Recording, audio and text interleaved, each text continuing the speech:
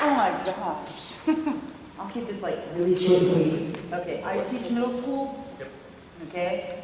I'm sorry, I teach Oh, sorry. honors. I thought you were sitting back there. I was just, no, you can go ahead. I forgot you said you wanted to speak. Go ahead.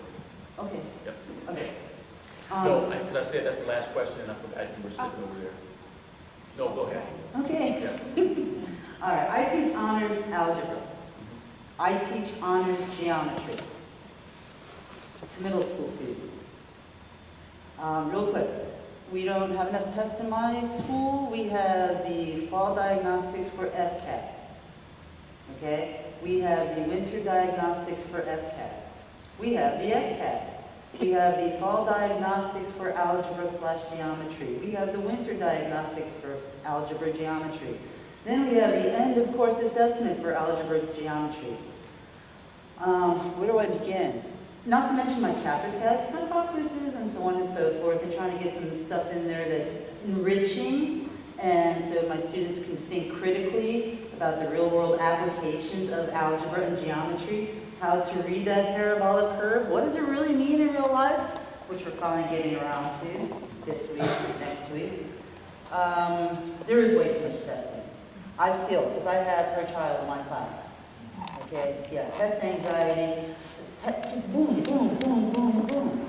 We as teachers, quite honestly, because we are so constantly bombarded with these diagnostics, then FCAT, not to mention then EOC, that there really is not much time for me to give them the critical thinking skills necessarily to become citizens of our 21st century.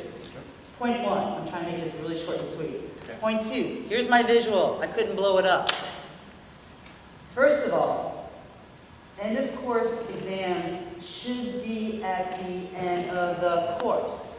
So if the course begins in August and school is out June 7th, I think it would be okay that we have our end of course assessment say June 4th. It's the end of the course. Our geometry assessment took place. The challenge you would have is if you waited that late, the data you would need back from us on testing would impact what he could do for his decision and the district. So there's a timing. Okay, then I'll give you 2 weeks. I can compromise. I'm good with it. But the point is, our geometry exam took place April 27th. April 27th. We still got 6 weeks to go. Do you know how much stuff we had to cram in to meet your standards? By the way, I got my test results back. I gotta say this out loud. Every one of my students, hold me accountable, please. I'm sorry. Please hold me accountable because every one of my geometry students scored in the top third. The top third. Because I know what I'm teaching them and I know what they need to get to be successful. However, here, finally, my thing is this. I teach middle school. Now in the high school level, you are replacing your FCAT test, math test, with end of course exams. I was at one of your meetings in October and was told that the stuff was in the works to get rid of FCAT in the middle school level has yet to happen. Something about doing the ESD waiver or something, yada, yada, yada. That's government speak, that's way above my pay grade. This is a full year of algebra or a full year of geometry that I have to teach those students so that they will get that top third grade. However, imagine this is a blown up balloon. I have to spend now that much time teaching the geometry rather than the entire amount of time teaching the geometry because I have to twist off some time to teach my students information that I really am not teaching them and they're not learning, and it's called FCAT math, okay? But my livelihood is based on their FCAT scores that they should not be taking because they're in a high school course, learning high school material, and being tested on that with the EOCs, for which they have to be successful as well. I think I'm done. Thank you very much.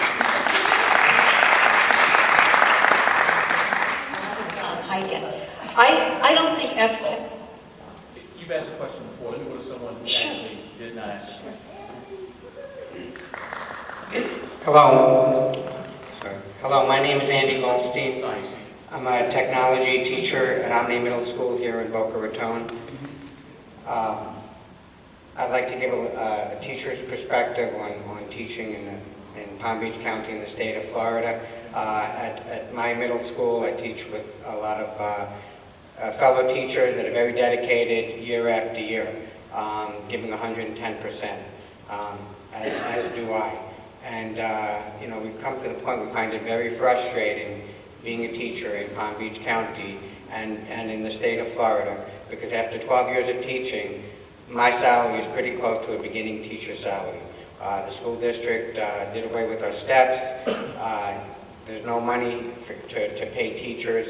For other people, it's important that they earn enough money to take care of themselves, their families, their children. But apparently when it comes to teachers, it's not important. The school district balances the budget, and we're not in the equation as far as the steps. And so no matter what kind of effort we make, our salary is at a dead end. And you know, it seems to us that the state of Florida is not valuing its teachers. I'd like to hear a response. Thank you. So, what are your point about critical thinking? When students take the SAT and the ACT, there are sections on there that critical thinking would help, but no one would call it a critical thinking test. No one markets, including me, that FCAT is a critical thinking test. When businesses say they want students to think critically, it's not solely based upon a test. It's based upon the learning process. So if a student takes an exam in 10th grade, passes math, passes reading, they can move forward. There is an 11th grade and there is a 12th grade.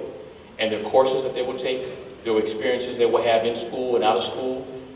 Music is one example, but there are other experiences other than the test that can allow you to understand critical thinking and attract critical thinking skills. So the FCAT won't overnight become a critical thinking course, but putting them out there, we know critical thinking is important. Those who make it in philosophy do well on the logic section or logical reasoning fail section. It would be logical because that's kind of the training that takes place. There are many ways to teach students how to think critically, and the FCAT won't measure that. It isn't intended to, but the entire learning process is how we do that. The point about teachers, first of all, let me thank you for staying in for 12 years. I know a number of teachers who will leave because they say they can make more money doing something else. They love teaching, but they want to do something else. We know the board, we have some commitment from some of them in terms of funding. We don't disrespect teachers, and I often hear someone say, well, you did that with 723. Moving away with tenure for those who are coming in. How many people who aren't teachers in here working a job and you have tenure? Nobody. And I'm not saying tenure is not important. In fact, I married someone with tenure, so I have to let them home when we have the discussion. So it's a real factor for me. We're simply saying that we want to make sure that teachers like you who are getting great results remain in the classroom and that we can give you the additional resources. Now look at this from a mathematical perspective. When I worked for a superintendent, the goal initially was we use a step example. Every year we have, let's say, 10,000 teachers. All 10,000 teachers will receive an equal raise. That's a great way of spreading thin money too fast when everyone did not equally get the same results. One of the benefits of having merit pay is that rather than giving to 10,000 students, do we have the money to have a place to give to maybe 1,000 or 2,000 with short results. I hear the story, one about the 4 schools doing well. 2 examples of teachers who are getting that. So I agree with you that we need more on teacher training. There was a gentleman in, he's gone now in Orange, so I can't answer this question. I want teachers to know that you have a governor, you have a board, you have a commission who will lead teachers back. And we often hear the analogy, we don't make the same amount of money as doctors or as lawyers, and you equally have as important of a job. We're working to find ways, and I'll often hear from the state, we didn't get a raise for 5 years because of state funding. A lot of those were actually local decisions. And I'm saying that in tough times, and you see this as a school leader, we have to find creative ways of making that happen. What I'm going to do right now is actually end the session. I want to thank all of you for your questions and for your time. I will stay a couple of minutes afterwards. I want to be respectful to everyone else's time. There's one question someone who wants to raise. I want to thank the principal for extending to me an invitation. I want to thank my board member for being here. I know she's committed, particularly in the area of STEM, education, and giving her background. This will be the last conversation. I look forward to more of these. I'm sure we actually have more areas where we agree and disagree. I'm sure the areas we find disagreement about FCAT. FCAT has made the state better. And the question I will leave you with is this. When we didn't have the FCAT, and we didn't have the change in culture for the anthropologist who was in the room, we were in the 40s. We changed our culture, changed assessment, and changed standards, and we found ourselves moving in a different direction. That's not by coincidence. That's because of planning. What we've done recently in the last 7 months with the board's support is to prepare students for a very different Florida that exists, very different from the one that I walk into, very different from the ones who graduate from high school. It'll be very different. I am sure we can find some common ground and look forward to more conversations. So with that, thanks. And have a great day.